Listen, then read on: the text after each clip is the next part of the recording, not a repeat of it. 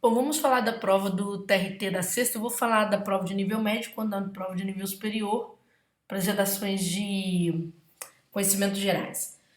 Gente, vamos falar sobre a questão dos recursos, né? Todo mundo aí me conhece, meu nome é Júlia Andrade, a maioria pelo menos conhece, e vou ser bem clara com vocês sobre algumas chances, sobre chances reais ou não, tá?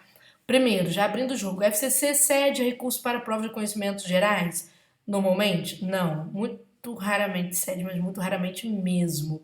Por quê? Porque a banca já traz um tema tão puxado, tão difícil, que a tendência dos candidatos, da maioria dos candidatos, é errar mesmo a abordagem do tema.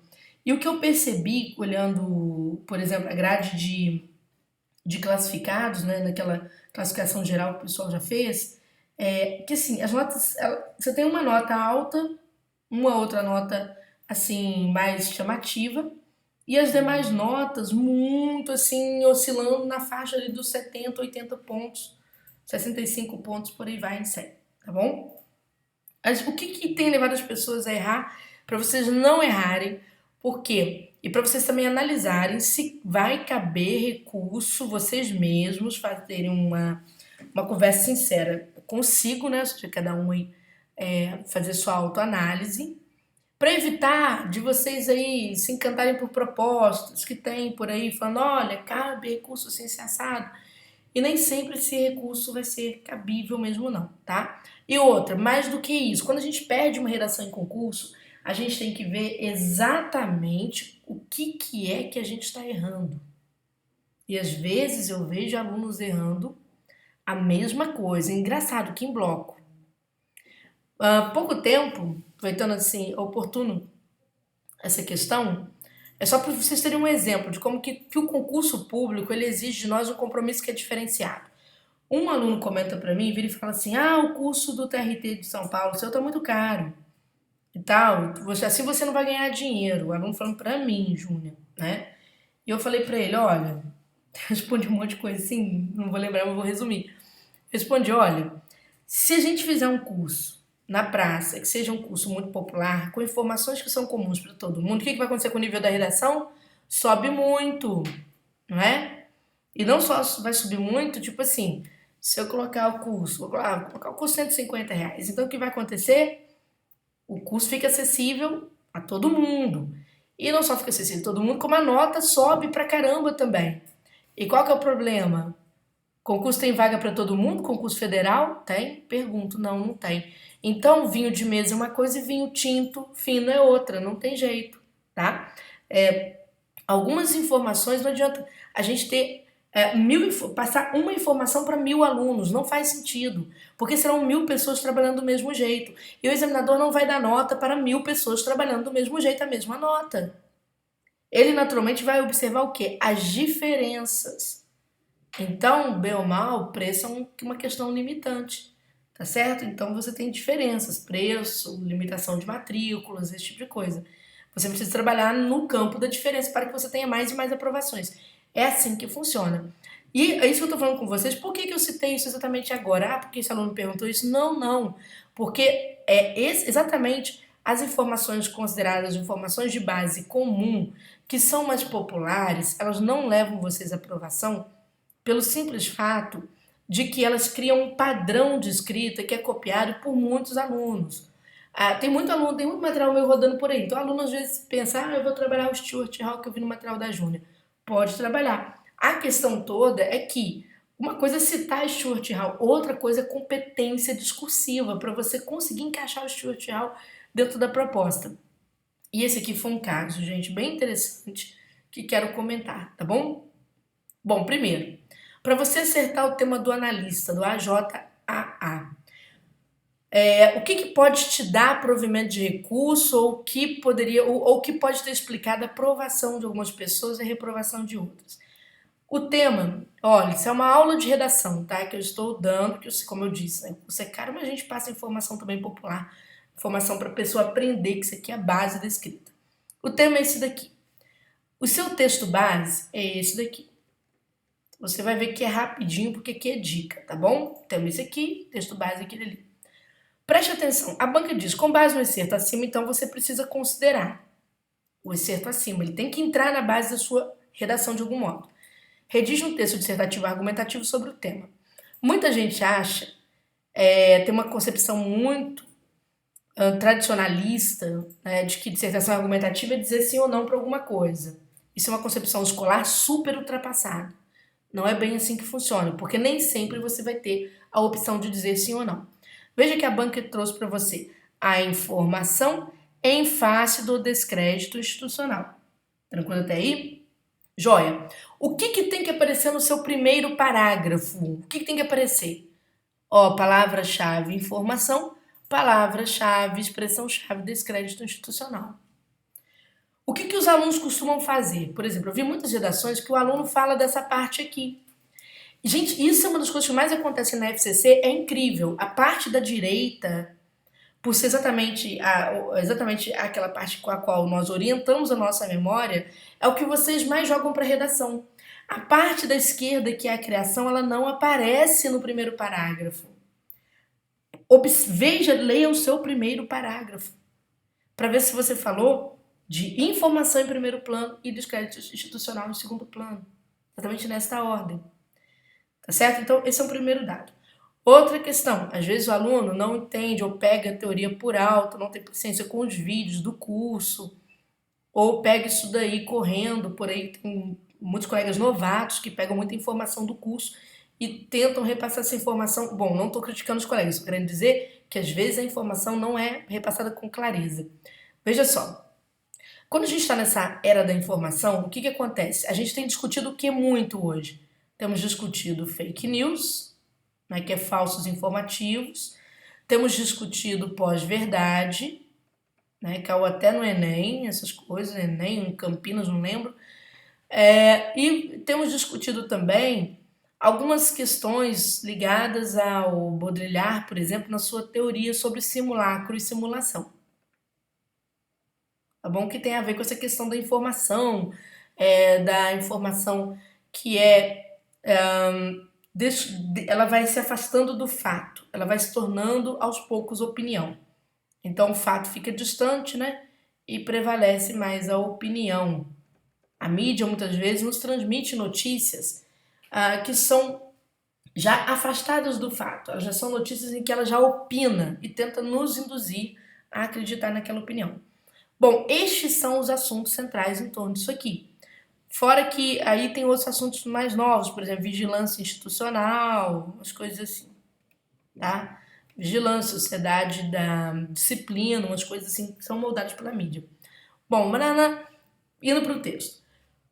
Venha cá, olha o tema, a informação, desta vez a banca recortou a informação em face do descrédito institucional.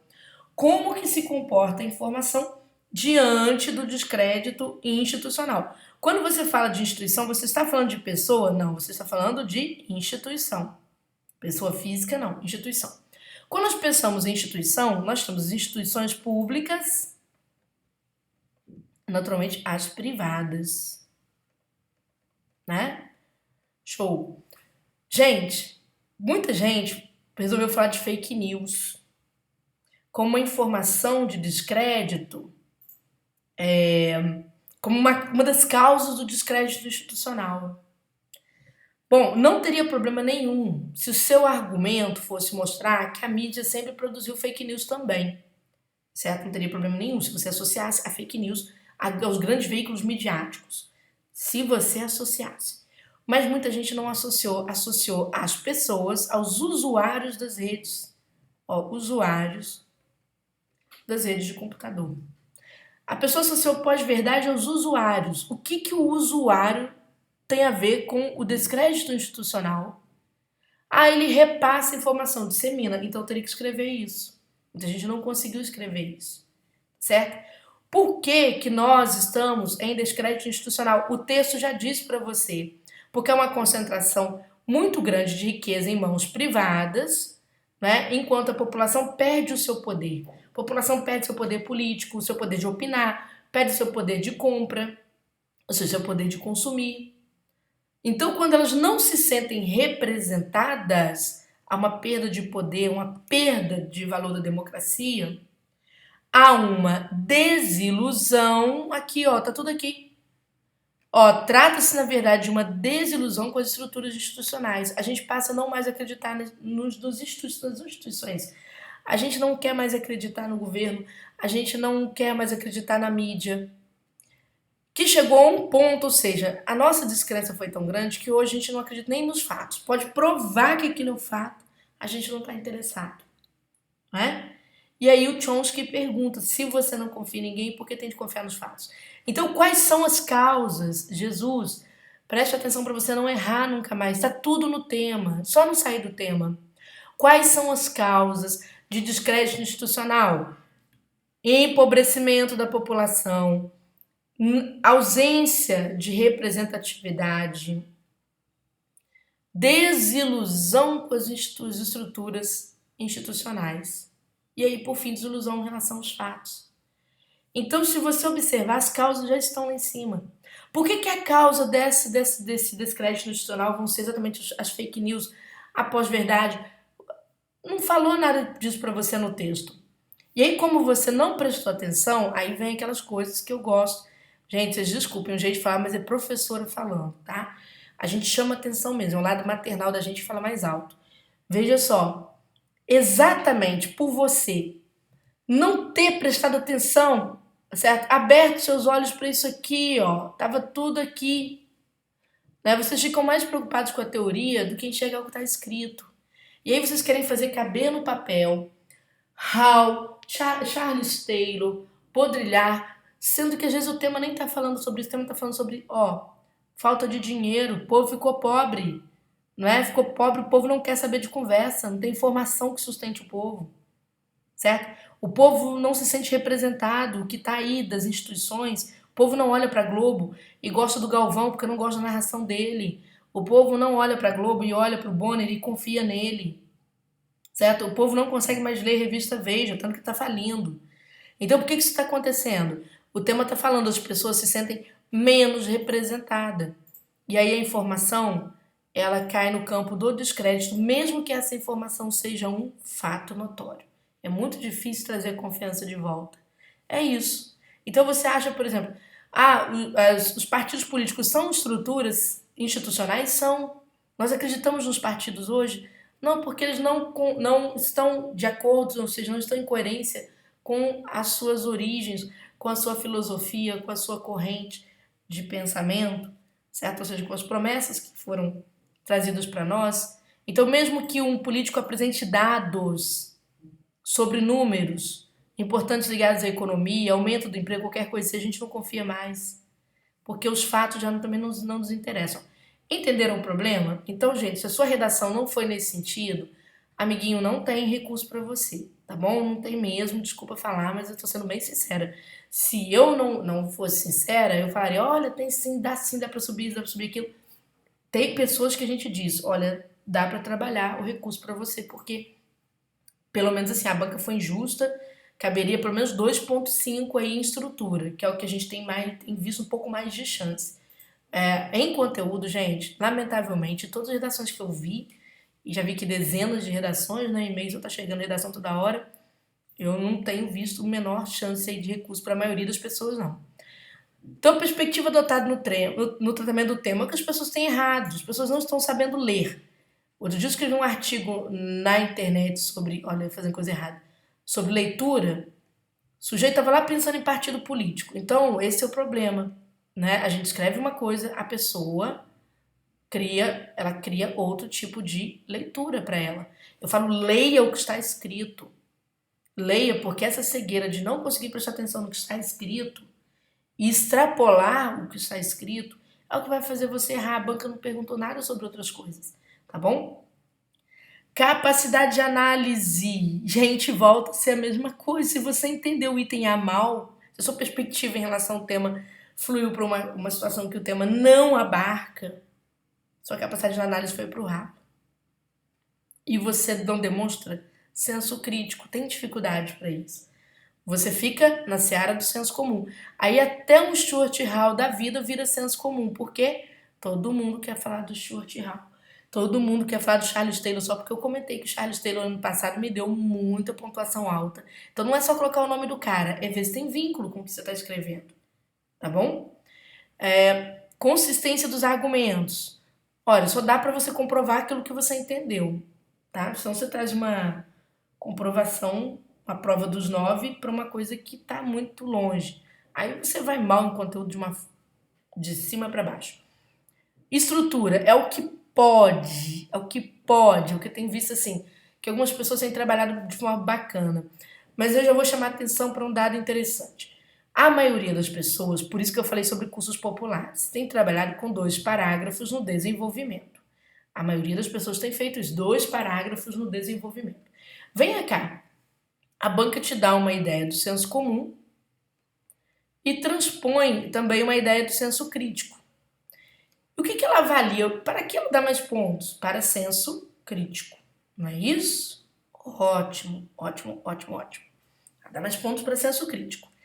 Como você vai defender a sua redação de forma a pesar para o senso crítico se você divide a argumentação em 2 partes, exatamente? Uma para você falar do senso comum e outra para você falar do senso crítico.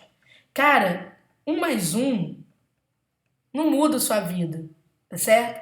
Mais 1, mais 2 muda muito. Se você coloca um peso maior para o senso crítico na abordagem da sua argumentação com mais de um parágrafo dessa forma, é mais fácil você ganhar pontos do que você ficar com 2 parágrafos. Eu não estou querendo dizer que redação com 2 parágrafos na argumentação seja redação que não vai atingir uma boa pontuação. Não estou querendo dizer isso. Mas é mais difícil você mostrar, aí você vai precisar de expressões. Tu vai precisar de expressões que comprovem que você está defendendo arduamente a outra posição. Não é? Se você dividir a redação um lado, o que você defendeu? Já viu o advogado fazer isso em algum julgamento? Ele defender, olha, o meu cliente, ele está certo, mas o meu cliente pode estar errado. Nunca que um advogado vai fazer isso. O cliente dele infarta ali na frente dele. Você tem que ser o quê? Muito bom. E aí dar o senso comum é só para fazer constar, porque o senso comum, gente, não é um erro. Diga-se de passagem, tem gente que vem aqui e faz comentário embaixo do meu vídeo, que eu vejo assim, oh meu Deus, engraçado, né? Se fosse genética, ninguém comentaria, ficaria ouvindo, né? Mas a pessoa quer debater com a gente que tem um conhecimento crítico muito mais apurado, por 20 anos estudando isso, não tem comparação.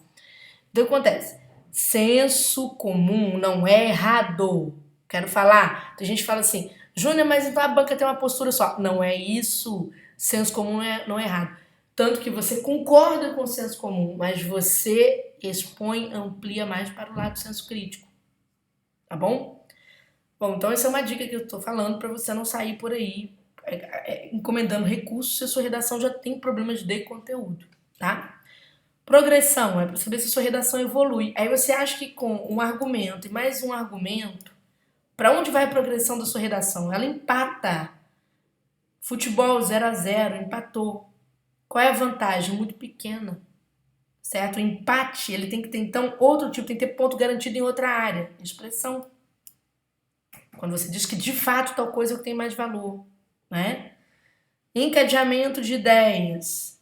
Aqui é o seguinte, se você não fez uma preparação na introdução, já colocando os argumentos que você espera ampliar no desenvolvimento, o encadeamento já não funcionou tão bem. Afora que você tem encadeamento de ideias em relação a um período para outro, de um período para outro. Por exemplo, se você cita uma determinada ideia e depois você vai falar de outra, elas têm que ter algum vínculo mínimo, tá? Então aqui eu tô falando muito por alto, mas é só para você ter uma noção de que essas questões não são tão simples assim. Então tem que ter um vínculo mínimo entre as partes do texto. Não adianta você dar uma informação aqui, ponto final, depois outra informação lá, ponto final. Esse é o problema, tá bom? Bom, galera, essa foi o comentário que eu quis fazer para vocês. Se tiver alguma dúvida, abaixo, clique aí no sininho para você sempre acompanhar as nossas postagens aqui. Eu falo de forma bastante técnica sobre redação hoje.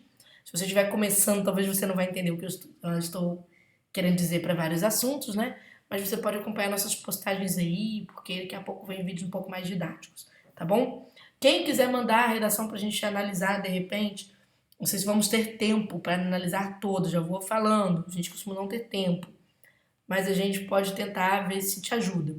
Mas olha, já faça um filtro, tá?